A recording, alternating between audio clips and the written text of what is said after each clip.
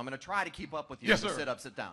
So you were just talking dollars for a minute. That is obviously an issue that we're watching very closely with developments that are changing by the hour. Yes. I want to bring one other thing, because we have a short period of time. I'd like to try to cover a little bit of ground. Absolutely. So domestic economy, inflation continues to rise. Devastating. Rates look like they're going to stay level for a little while. Yes. There are so many mixed messages in the economy, but Yes. within those mixed messages are people who are struggling. So Absolutely. let's shake up the snow globe for a minute. Yes. President Scott is in charge right now. Right. What are you doing to help with the economy, especially those in the struggle? What are we doing? The first thing we do is to stop spending money we do not have, buying things we cannot afford to impress a world who ain't impressed.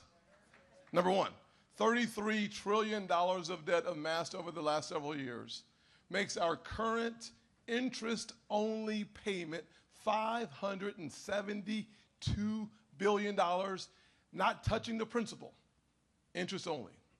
We have to grow our economy in the private sector. This is news for Washington, D.C. Government people don't create jobs. Jobs are created in the private sector. I have created jobs only in the private sector. I started small businesses. I started an insurance business. I started a real estate company. I started a janitorial cleaning company. Scott says you started so many companies because you could not keep a job. I hear you back there, Scott. I hear you. I hear you. But if we are going to rebuild our economy, I have a plan called Build, Not Borrow. We've borrowed too much money from China. We have to build in America. We've lost over 100,000 factories in the last 25 years, devastating our nation and certainly devastating South Carolina and the Deep South, where we lost textile mill after mill after mill. If we were to rebuild our economy, my plan creates 10 million new jobs in 3 specific areas. The first one, unleash all of America's energy assets. Let's not be energy independent, be energy dominant. Let's export our excess energy and create 3 million high-paying American jobs here at home in the good old USA. Number one. Number two, we can create between 4 and 5 million new high-tech, high-tech manufacturing jobs. We do that by continuing to work on our tax code. It needs to come down a little bit more. I wrote the Tax Cuts and Jobs Act, one of the 3 people in the United States Senate who actually wrote the bill. The former president signed it. I wrote it. We took the corporate tax from 35 to 21. We gave a 20% haircut, so to speak, off the profits for small businesses. We reduced every bracket on the personal side. We saw unemployment rates go to the lowest in the history of the country for minorities, a 50-year low for the majority population, a 70-year low for women, and we didn't tell anybody, by the way. The Great Opportunity Party delivered the greatest, most inclusive economy in the history of the country and didn't tell a soul.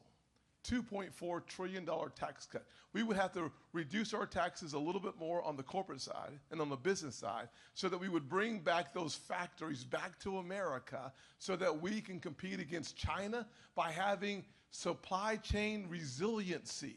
That means we must learn to depend on our Western alliances, not on people who want to eliminate us.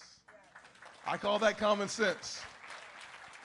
10 million jobs grows your economy at 5%, which adds trillions to your economy, billions to the Treasury, and reduces inflation. Inflation is so high because Biden, on his first act, passed a $1.9 trillion COVID relief package, and the only thing missing was COVID relief. $1.7 trillion went to the progressive radical left's priorities, sending checks in the mail. That created, over the 2 years, 16% inflation. And as the leading Republican on the banking committee, talking with Jay Powell, he said he had to put downward pressure. Downward pressure on the economy is 11 rate increases. 550 basis points. So now the mortgage is 7.5% instead of 3% where it was 2 years ago. Your gas, 40% higher. Your electricity, 20% higher. Your food, 20% higher. For a kid who grew up in a single-parent household, a 40% increase in gas for my mama is called a crisis. 85% of American families today say they're struggling and they're putting off financial decisions because of this economy that has stripped them of over $7,000 of spending power. Under President Scott, 10 million new jobs, high-paying jobs. Stop spending money from Washington. Your interest rates will go down because inflation goes down.